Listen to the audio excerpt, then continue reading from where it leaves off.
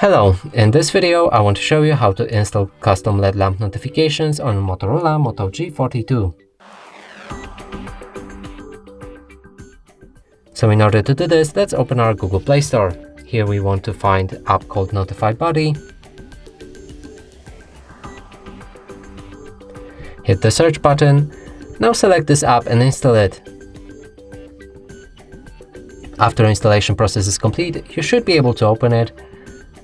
From here, move to the next step and grant 3 permissions to the app.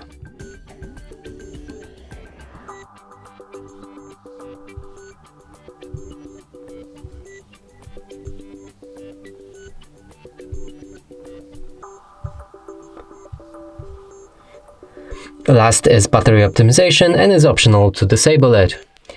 Move to the next step, click OK, and from here we can start using this app. So you see 4 tabs down below here.